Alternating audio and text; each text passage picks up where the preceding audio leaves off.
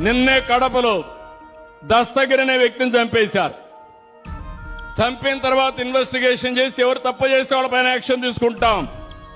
కానీ వాళ్ళు చేసేది చూస్తే వివేక హత్య తరహాలో మోసం చేయాలనుకున్నారు.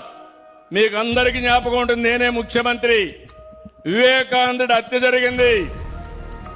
జరిగితే సాక్షి టీవీలో గుండెపోటుతో చనిపోయాడన్నారు. నేను కూడా అయ్యో పాపం అన్నాను.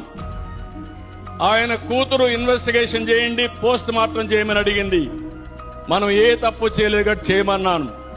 సాయంత్రానికి గుండెపోటు కాదు, ఇది గొడ్డలి వేటని డాక్టర్స్ చెప్పే పరిస్థితికి వచ్చారు.